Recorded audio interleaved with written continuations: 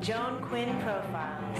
As an editor for Andy Warhol's Interview, the Los Angeles Herald-Examiner, LA Style, and Detour magazines, Joan covered the social set, the Hollywood hotshots, the international art scene, the mysteries of food, the excitement of travel, and the fabulous world of fashion. Joan continues to find creative people on the cutting edge who make things happen.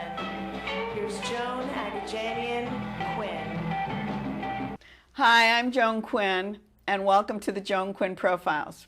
Waiting to be profiled are two actors today, Jeff Kapelos and Jeff Marlow. Actor Jeff Kapelos, a Pisces, was born and raised in Canada. He's made over 60 films, worked on stage. He was with the Chicago Second City, and he's been in numerous TV shows. With all these credits, he's still best known from the 3 John Hughes films that he did. What was your role, John? I was in The Breakfast Club. I was Carl the janitor. Yeah, that was the big one, right? That was, I guess, the big one. And I did 16 Candles before that, the first film, and I was the oily bohunk. I married the sister. And why did he keep well, he liked hiring you? He liked Chicago people. Oh, that was it. And I was in Chicago, and he was dead set on using some local people. Usually when a film comes into town, the leads and everybody are cast in L.A., and then you sort of, you know. But Second City was really fodder for a lot of things coming to Chicago, wasn't it? Well, at that time, in the 80s, there was a sort of resurgence in filmmaking in Chicago. And so John Hughes was making movies. They made Risky Business. They made a whole slew of movies in the 80s. And I was very fortunate to be at the right place at the right time. But how, and the third film, we didn't talk about the third film. Weird Science, which is actually, I shot here in L.A. Oh, but it was just a continuation of his knowing you. And I was in Ferris Bueller, too, but I was cut out of it. So. When did you realize that you were a character actor? Well, when Because we can call you that, can't we? Yeah, I don't know, when I started losing my hair. I mean, you're not the leading man, are you? No, but I also kind of, the whole thing between character and leading man, I mean, you just have to be a really good actor, and then you just find the part you play. And you know, I guess I'm a good character actor because I can really assume and get lost in the parts. I don't think that I'm as a personality-driven an actor as much as I sublimate myself. I see. So it's really about the role. I think so. And you know, But you have to go out for certain roles then. Well, you have to always sort of figure out what you're, you know, they throw you up for anything, and you just sort of have to figure out what you can hit, you know, and then when it's in your wheelhouse, then you start sort of saying, this is a part that appeals to me. But, you know, I kind of think, was Rod Steiger a character actor, a leading man? I mean, you know, Well, leading man, I guess, is a lot different than a heartthrob leading man, isn't it? I mean, a leading man like he was a magnificent actor. So I guess that role meant that he was the lead actor, right? That's right. And not a character actor. Right. So I just find that it's really about the role. Right now I'm just trying to find places where I can do better parts and better roles. All that training at Second City, what kind of training? Rigorous? Very rigorous. As a matter of fact, it was like 8 shows a week, 6 nights a week. Really? I worked there for 8 years. I toured for 3 years. I know. I would call my parents and say, hello, I'm in a comedy cult. I can't come home. See you later. They would be like, who is this? Exactly. I didn't go home for 3-4 Christmases. Is that right? And yeah, there was 1 year that I worked 48 days in a row, which is, I mean, every night. But the thing about acting in the theater like that, and I think your next guest would corroborate this because I know he worked in Chicago and worked in the theater, is you learn how to act in the head of a pin. Oh, well, that's what that improv is, right? Is it all improv? Well, in the Chicago Second City show, what you do is you do a 2-act set show, which is based on scenes that are on improv, were created through improvisation, and then But those scenes are scripted, and you know what they are? Right. But then you take suggestions, and then you do a third act of improv or improvisation, and through those scenes, you sort of cull new material. You teach as well. I have. You teach at, what is AIA Studios? Well, I taught at AIA last year. It's a studio in the Valley, and it's... is it an acting studio? Acting studio, yeah. Oh, and then what would you teach? Would you teach what you learned at Second City? Yeah, what I teach to a lot of people is how to find ironic points in things, how to improvise on, let's say, the news of the day, and also about memory, because I teach people how to, if they have to memorize something or learn something quickly. Yeah, and that's sort of a different, it's a little different skill, but I find that what you have to do in improvisation, particularly in the movies, when I was in Nothing in Common with Tom Hanks, I improvised this whole scene that Gary Marshall said. Gary said, basically, you've known Tom for 40 years, you're good friends. Tomorrow. So he sets the scene? And he basically set up the scene like he's upset, his father's dying, you come in, you tell him to take the day off. But, you know... And he gave you practically everything that you had to say. You just had to then... Well, he gave us the situation, but what to say and how to ameliorate the situation was... But that came from improv training. And that scene is full-blown in the movie. But what you have to do is remember it after you improvise it. And that's where the memory part comes in. Because you have to, if you have to do another take? Oh, you have to do it 4, 5, 6, 7 times. So you have to know when you picked up the lemon, when you put down the lemon, when you put your hand here and there, and then if you said, I want you to go home right now, okay? And then you use that hand on that, and then it's a lot of technical aspect as well as physical aspect. Well, you don't think about the technical part of it. If you've improv, you think the scene is over and that guy did a great job. And if you're merely an improvisational theater actor, you sometimes don't develop the skill to do it again. For example, one night I did a scene with an actor in my company at Second City, and we improvised the scene perfectly. And I said to him, I'm going to go home with the videotape, transcribe this scene, and give it to you, and then we should just memorize it. He could not memorize the same scene he'd improvised. So they're different skill sets. Yeah, I see exactly what you're saying. To recreate as opposed to create. Do you prefer to be known or to perform comedy or drama? It makes no difference to me. Doesn't matter. And do you write? I do. So you write some of your things? I do. I just finished producing and story editing a short film of mine called Commentary. Let's talk about that, because when we talked a little bit before about short films, why do people do short films, and how long are short films, and how important are they? Well, I think they're important insofar as you develop a skill to tell a story in a very short period of time and develop a character. I mean, there are short films of these viral films, the 2-3 minute films that are out on the internet. They're not really short crafted films, but I'm talking about a 15-20 minute film that is a little bit longer, a little bit more detailed, has some narrative and has some...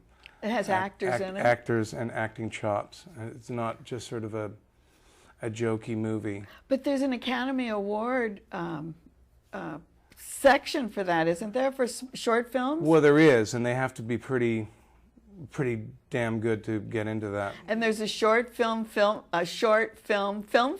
as well. Well, the short film festivals are sprouting up everywhere. As a matter of fact, I was told that film festivals, period, are a growth industry in the United States. Yeah, they really, too many, right? Too many. But I saw 9 Focus Features put out. And it's a full-length feature, it's 90 minutes. Right. But it started with a short film that someone did for his, that the director did for his thesis. So, and then now it's a full-blown thing. So the film that you did, could that be blown up into a full? I don't think, I mean, the character is, I play with this woman named Natalia Nogulich. I know her, she's fantastic. She's fantastic. Oh, I'd love you to see the movie. Oh, I would. She's excellent. Yeah, she's excellent. And she's really, she and I have a great sort of chemistry. She plays, I play a director and she's my longtime producer. She has a company, didn't she? Acting company? Yeah. She was in an acting company. Yeah, we've had her on the show. She's really great. But then, you wrote it together? Did you direct it? It was written and directed by a fellow named Jonathan Crow. Oh, it was someone else? Yeah, and Jonathan is a very talented writer and director, and he wrote the piece, and I raised the money, and we shot it. But so, here we're back to money because of funding and everything, but is it easier to get funding for a small film than I mean, it's less money, obviously. I don't think it's easy to get money, period, but I think it's important that you realize that you can do something for a certain small budget. I think too many people in these short films spend too much money. So I said I was going to do it for X amount. But would this be like a showpiece for you? Mm-hmm. Oh, that's what it would be. It would be like going on stage and doing a one-person play, in a way. Perhaps, but I mean, it's a two-hander. I mean, it's with Natalia, and also I want to make movies, and I want to direct and produce films. So this is the first film for my company, which is Carpuzzi Films. Oh, so this is like your calling card. Yes. In the way. So Carpuzzi. Carpuzi. Yeah, Carpuzzi, which is a great name. What's the Greek for watermelon. Oh, I love that. That's great, Carpuzzi. But you also manage a record company, or well, do something I've done with that? some records. I've done some CDs, and it's also on Carpuzzi Records. Is it on records? Yeah. Well, like what kind of music? Are they background music? No. I did a one-man musical a few years ago called Sid the Karaoke Kid. And what I did was I wrote all these pieces, and then I did them karaoke style and told the story of a kid drummer who grew up and invented the drum machine. So does that sound, or do you do sounds as well? Well, I mean, I wrote the music and recorded it with a band. And then I also multi-track music and do that on my own too. And I've scored a few short films. So you could use that, the record company could morph into like music for films? Oh, yeah. As a matter of fact, I'm trying to sell music to films. So that's what I meant. Is that what the company would do? Yeah. Well, I'm a composer, too, so I try to just put music where I can. And when you're not acting, what are you doing? Talking on the phone to me, to Boston. You have all these connections to Boston. Well, my mother's family's in Boston. Oh, is that why? We're friends, yeah. And I have the mother's family. That's why we have to be connected to Boston. Well, Boston's the old home. Yeah. So do you go back and forth? I do. I go back and forth. I have a brother in Toronto. I go there fairly often. Because you were born in Canada. I was born in London, Ontario. The same place where Guy Lombardo's from, and who else is from London, Ontario? Have you made films in Canada? I have. I've done several films. I've done maybe 15 films in Canada. And you went to school with another fantastic actress, Andrea Martin? Well, we worked at Second City together. Oh, you worked at Second City, because she's from Boston, too. Isn't she originally from Maine? Well, that era. Maine, it's all Boston. the same to me. Andrea worked in SCTV when I was starting out in the workshop. Oh, I see. And starting out at Second City, and I was actually an extra on SCTV when she was in it. And then, there are other illustrious people that I've worked with from, I was thinking about somebody else. Then I went to Second City, Chicago, and I worked with all sorts of people there, like John Belushi and Jim Belushi and during that period. Yeah. Well, I think you brought us a little bit of history. I think you told us a little bit about everything we wanted to know. And I thank you, Joan Kapelos. Thank you. For being with us today. And don't go away. We'll be right back with actor Jeff Marlow.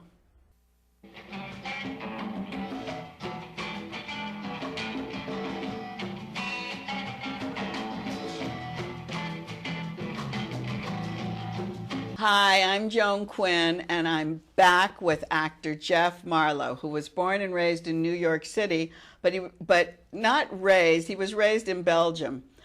He graduated from Northwestern University with a degree in speech and went on to study at the London Academy of Performing Arts.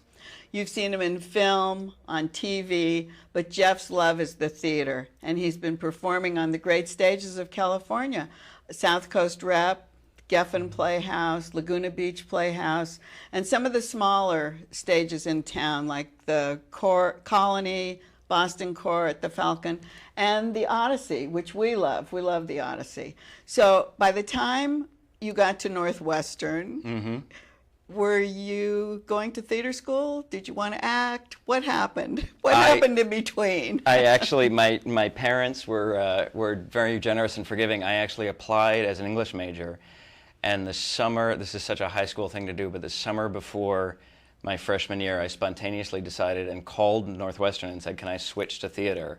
without telling my parents, Ah. and then told them I had made the change. And luckily, they did not disown me. But why did you do that? Why did you want to? Were you acting in high school? I was in high school, and what happened, it comes down to really my high school acting teacher and then Interlochen Center for the Arts in Michigan, Oh, which that's was where you went, right. incredible. And that was, it was summers there, and specifically the summer when I made the switch at Northwestern, I was playing Romeo and Juliet at Interlochen, and I thought, maybe I can make something out of this. Oh, and maybe it'll handsome actually work. Romeo. Thank you. Handsome Romeo. But what happened in Belgium? How long were you there? I was there from age, what was it, age 2 to age almost 3 to almost 9, basically. Oh, so kind of we So- really partially raised. pretty but formative back- years, yeah. But Yeah. did any of that have any effect on you? Only that I spent, we would spend spring vacations and some summer vacations in England. And so the first theater, I think, if I remember correctly, the first play I ever saw was Kenneth Branagh doing Henry V Oh, at so the Royal you- Shakespeare Company before he was Right. Kenneth Branagh. So that, as an influence upon a young kid, I think that's And we'll talk about that Shakespeare because you are with the unabridged Shakespeare. Reduced, yes. Reduced or I am unabridged or reduced or whatever it is. So when you got to Northwestern, that's a fantastic theater school, Yes. isn't it? It's produced Yeah. a lot of great Hollywood actors. Yeah, and by not being a conservatory, which is it's sort of a weird yeah, existence because it's a liberal arts school and you're there for a liberal arts degree, which makes it at times it's frustrating as a kid because you either want to be 100% committed to being at a conservatory or you want to be getting your liberal arts degree, but it's sort of splitting the difference. But what makes Northwestern incredible is that there's, I don't remember what it was, but well over 100 productions a year on campus. Is that why? And so you're just doing all the time, and But that's so what, you're acting because Right. I think And producing. Paula And- Prentice went, Dick Benjamin, I think they went to school there. But I mean, there's hundreds. huge, yeah. Yeah, So and they really ongoing. produce. Do those Yeah. people from Northwestern go to New York? Did you go to New York then to train, or did you come to L.A. or? I didn't specifically because I'd gone from Brussels to New York as a kid, and so sort of had issues with New York and didn't want to go there. Is that right? So yeah, so I actually ended up going. Well, I spent some time in New York, But you didn't but go was desperate to get out of that town, and ended up going back to Chicago.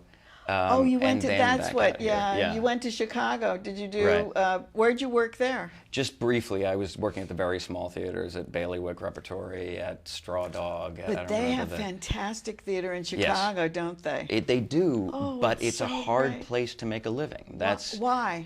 well because like every other town in America that is supposedly a great theater town, because I have a lot of friends who came from Seattle to here Oh, for the that's same a great reason. theater town, It's a great too. theater town, but nobody's making a living doing it. They cobble together commercials and voiceover, and it's very, very hard. And I knew a wonderful, wonderful actor in his 70s who was still working 40 hours a week at Kinko's to pay the rent, and I realized this But is he not... loves to act. He loves to And so act, he's but for like- Chicago, it's Yeah, I see it's what a you're hard saying. existence, and so everyone kind of comes to the coasts. I see what you're saying yeah. as far as having enough work. Right, right.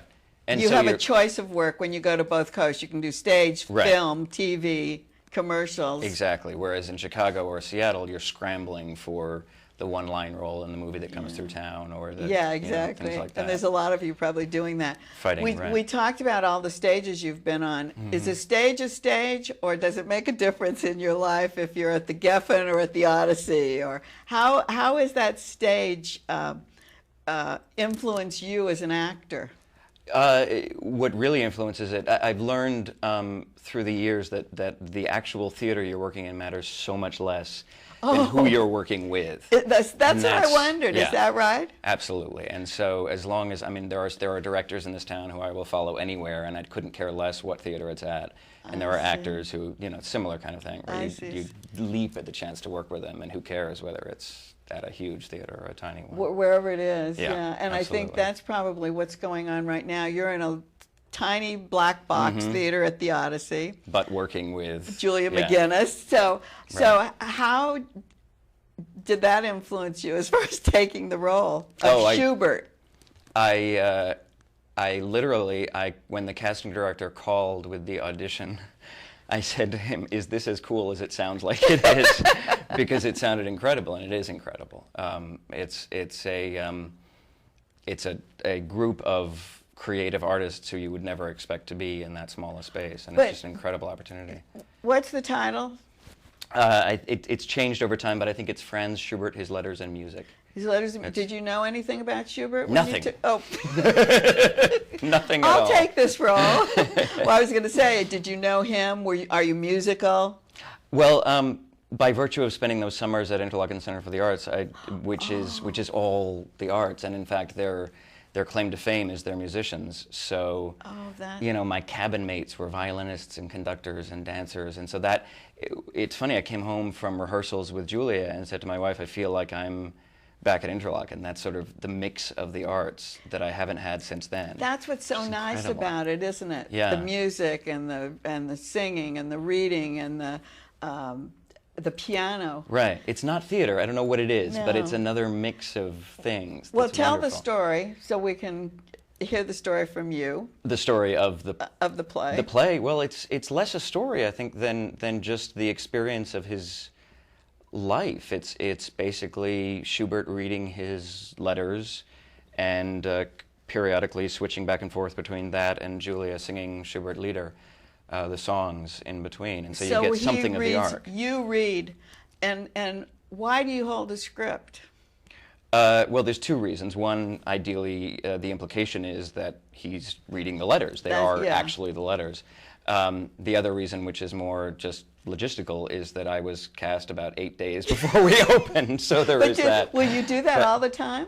Or do you do it without the script? I'll have it in my hand, but hopefully over time I'll be able to refer to it less and less. Right. And what about her? She holds music too and changes things around. She does, and that's sort of the idea, is that the feeling is that it's about the letters and the music, and that's a physical, tangible thing. The other thing is that what Julia is planning to do with it is take it around the world, and she has friends in every foreign country, so she'll go to Greece and do it in Greece in Greek with a Greek actor who will be reading from the text in Greek, and then she'll sing. And I think she already has that booked, and Turkey and France, and so that opportunity exists. So it turned out to be international, but it could be international because of the composer, I guess. Sure. I mean, sure. he's and known, the music's known. Right, and the fact that it's all on paper. So there's not a huge amount of rehearsal required. She knows the music, and the actor can read the script and know where to go. And who's directing it? Well, in this case, it was directed by Peter Medak, who is an astonishing director. Fantastic. He moves you around the stage. Yeah. You know,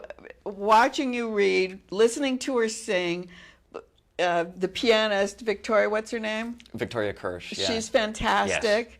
And she may have the hardest job of all. Yeah, does she keep up with you, or do you keep up with her? No, and in fact, through rehearsals, I kept saying, "Are you sure I don't need to keep up with you?" And she said, "No, I'll be fine." So she speeds up or slows down as necessary to catch up with us. So she watches you. Right. She works with you. Which is incredibly freeing, and I can't imagine, having played piano, I cannot imagine how she does that. It's I know, that was pretty fantastic. Yeah. And then he moves you all over the stage. It's just, the thing is, it's flat. The seats are elevated. So you have these little boxes, or not much scenery. Different levels, but you're climbing on them. Right, and it's just trying to find stage pictures. And what Peter Medak does, who is really just absolutely astonishing. His concern is the image, is the stage picture, and he thinks in those terms, which is just incredibly freeing to be around. But when he directs, he must set the pace. Sure. And so, and he can't be there every night like a conductor, can he? Right. So then, who takes charge of that pace? Well, it kind of has a life of its own. In fact, one of the things that happens is because most of the time when I'm talking, there's Vicky's playing underneath. Right. So there's underscoring all the time. In some ways, the music sets its own pace. It moves you along. You're being conducted by that, yeah. But it is. I mean, as an actor, it's a unique experience because it's not like doing a play. Does her singing jeopardize what you're doing, or do you work together, or do you overlap each other? Because sometimes you're reading and then she starts. Right. Well, I will say the first night, which I guess must have been the one you came to, most of at least the first third to a half of it. And mostly I was just terrified about speaking when she was singing by mistake. That's what I'm wondering. Does her singing affect you? Well, it feeds. Hopefully we feed each other Yeah. in terms of the inspiration of the piece. So if she's off a little bit, then what happens to you? Oh, she's never off. Oh, Julie sorry. is never off. If you're off. If I'm off, then If you're off, then what happens? then I'm in trouble. Or if the pianist, I mean, it's only three of you, Right. and you are all interacting. Yeah, but they're all, I mean, I can only speak for the two of them, but the two of them are such consummate professionals that it's like a machine in terms of being able to at least count on that support to keep it going. But what is amazing is that, to read one of his letters and then turn and watch her sing this unbelievable music and then have that feed the next letter. As an actor, Because you it's give the incredible. background, right? You Right. give the background of the piece, and then she sings Right. what he has written. Not with necessarily literally, but that. yeah, that's but the I mean feeling. the idea during that time. Right. Right, and I mean, as an actor, just to literally sit there and feel the sound waves of Ave Maria washing Oh, over well, you that- is just... I was going to say, what astonishing. were your Yeah. favorite works of his? And that had Well, to that's be. everybody, right. But I'm And discovering the new opening, ones. opening music is beautiful. I don't know what Right. that's called, but that is very familiar music too. They all sort of... and it's funny, every night I end up with a different favorite, because every night there's a little voice in the back of my head going, oh, this song, I love this song. And then there'll be something else that comes up that's just stunning. So We talked about Shakespeare early, and we're going to call this interview to an end soon, but you were with the Reduced Shakespeare Company, and you've toured all over. Yes. And what do you do with that? Well, Reduced Shakespeare Company it's actually an incredible experience, because when I was studying in London, I saw them perform in the West End, the complete works of William Shakespeare Abridged, which is a wonderful show. And then whatever that was, years later, I auditioned for the same guys that I had seen perform in the West End, which was incredible. And now we tour together, and it's three guys telling different things. The story of, it's either the complete works of William Shakespeare, or it's the history of America, or the Bible, or...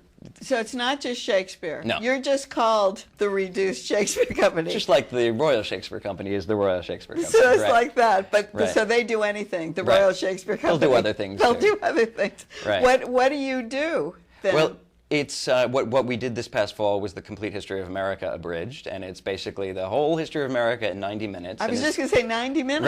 right, very silly, very funny. Is it all funny? Is it all Very drama? fun. I mean, yeah. No, not drama at comedy? all. Yes. Dramatic comedy. Silly sketch comedy, some small amounts of improv, but mostly sketch comedy. And what kind of venues do you play? It was split equally between university campuses and civic theaters, big old vaudeville houses in these towns all across the country. So was that fantastic? Fantastic, absolutely transformatively fantastic. So it yeah. doesn't matter the stage, does it? Right. Each place, I mean, when you go and you look at a theater from these fantastic old theaters from the outside, they're incredible. But if you look at the Odyssey, it's like a warehouse, right? But you're happy there with who you're playing with. Because of who you're playing with, right? And that makes all the difference.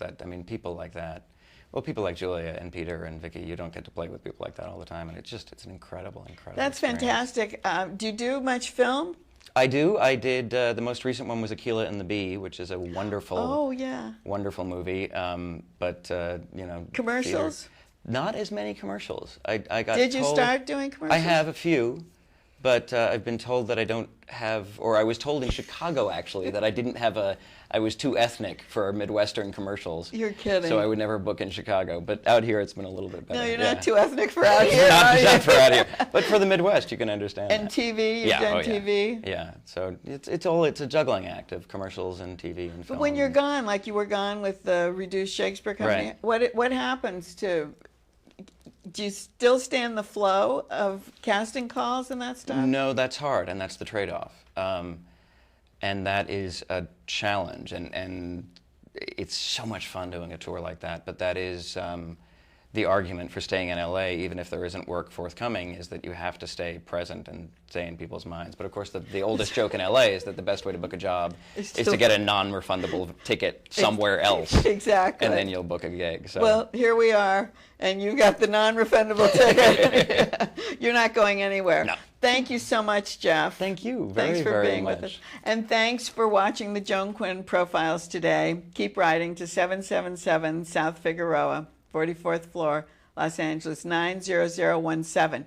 And email me. I'll send them on to Jeff. JAQuinn1, QUINN1 @AOL.com. See you next time.